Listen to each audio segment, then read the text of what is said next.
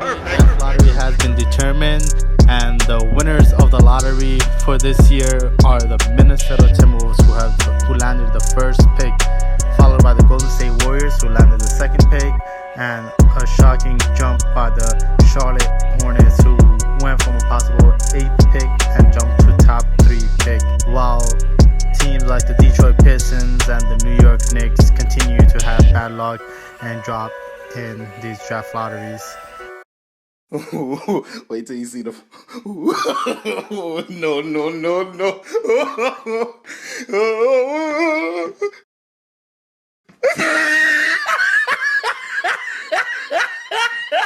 So let's start off with the draft selections. The Timberwolves have the first overall pick, and I think they have two options to make moves with this pick. The first being an attempt to land Devin Booker, who is a good friend of D'Angelo Russell and Karl Anthony Towns, and he showed what he can do in the NBA bubble. So he is a hot commodity at the moment, and the Timberwolves definitely are going to give a run to try to land him. It's going to cost a lot, and I frankly don't think the Timberwolves have enough to land a player like Devin Booker. But if they stay put and they keep the first overall pick, they will be picking Anthony Edwards. He's a shooting guard who plays defense, and he's strong. It's a perfect fit with D'Angelo Russell and Karl Anthony Towns.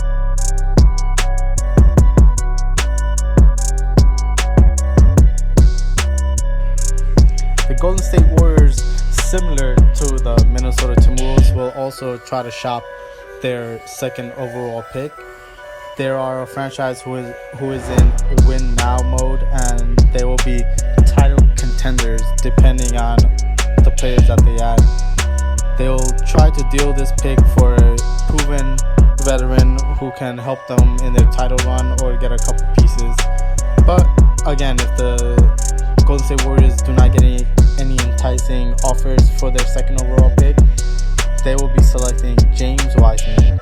He's a center, the only position that the Golden State Warriors are weak in, and only makes sense for them to go with James Wiseman.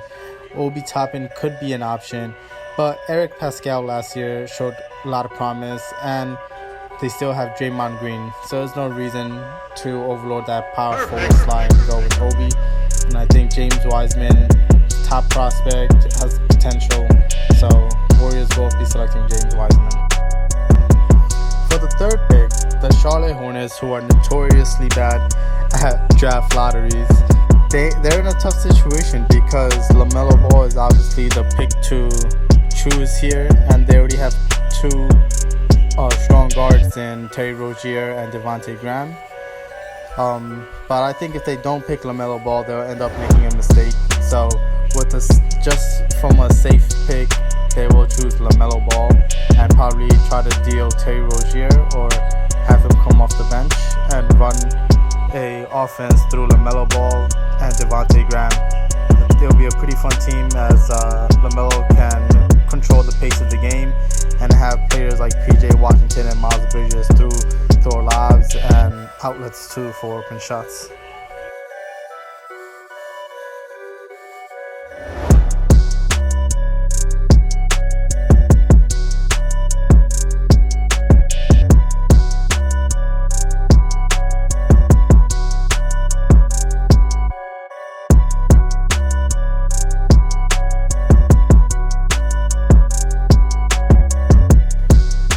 And the fourth pick went to the Chicago Bulls.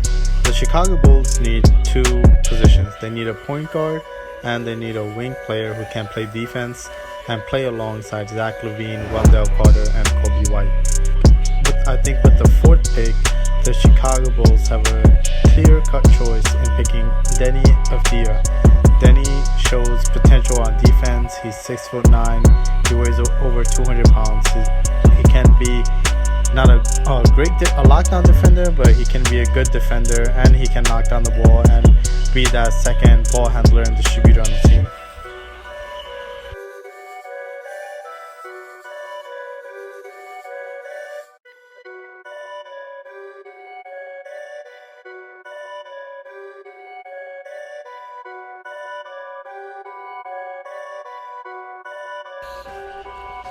The Cleveland Cavaliers have the fifth pick. And with the fifth pick, the Cleveland Cavaliers will go with Obi Toppin. They need to find a way to move on from the Kevin Love situation, and Obi Toppin fits the mold. He is the same position as Kevin Love. He's a run and jump power forward who can stretch the floor.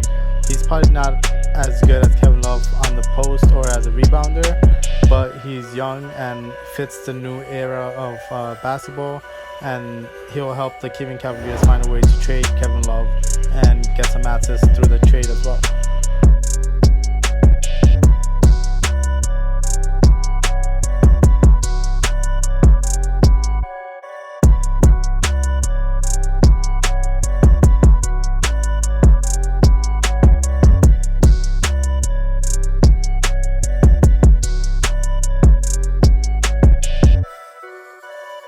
The Atlanta Hawks have the sixth pick, and they need to find a way to improve their defense. And the best player for defense is Isaac Okoro. He is a wing defender, probably the best wing defender in this draft class. And if he can find his jump shot, he can potentially become one of the best players in this draft. So with the sixth pick, the Atlanta Hawks choose Isaac Okoro.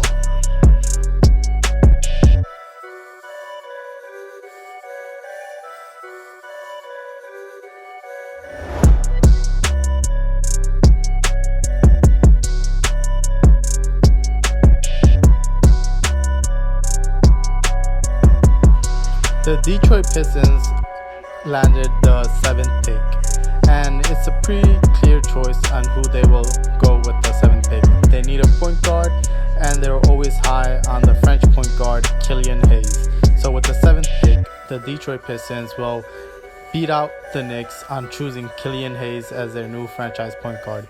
He'll fit well with Christian Wood, and they'll probably deal Blake Griffin after this season. Derrick Rose doesn't really fit the rebuilding criteria, so the future of the Pistons will be Killian Hayes and Christian Wood.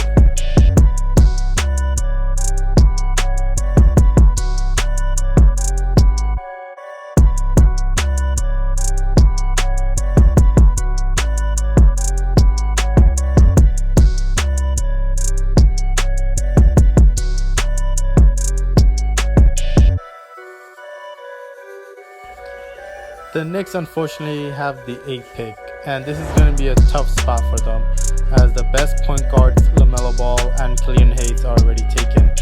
They also did not have Obi Toppin or Deni Avdija fall to them, so it's going to be interesting on who they will choose. Onyeka Okongwu is the best player left, but I don't believe the Knicks will choose Onyeka just because they don't need a player like him, as they already have Mitchell Robinson. What the Knicks need is a point guard who can also shoot the three-point shot and also play defense. So with the 8th pick, the Knicks will pick Tyrese Halliburton, who shot really well from the three-point line in college and is pretty tall for a point guard at 6'5", and also plays excellent defense. He does not have the potential to be a superstar, but he can be a very good role player.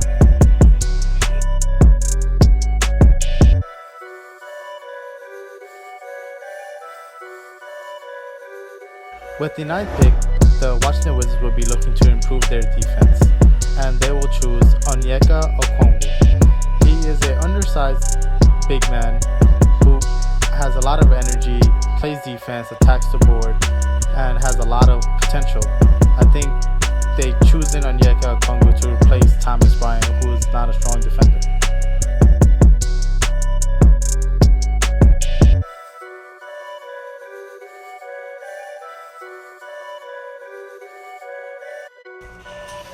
With the 10th pick, the Phoenix Suns will choose a point guard of the future to replace Ricky Rubio, and they'll take a chance at Cole Anthony, who could be a steal at the 10th pick because of the potential that he had coming into college.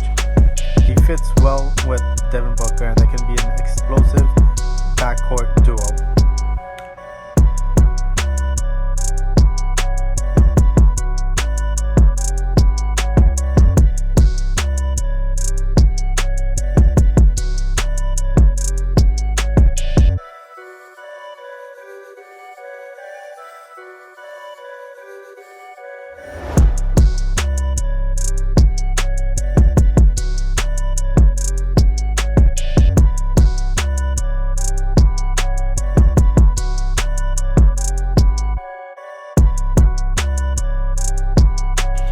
these are my predictions for the NBA mock draft. Let me know what you guys think, and let me know your predictions on who will fall where.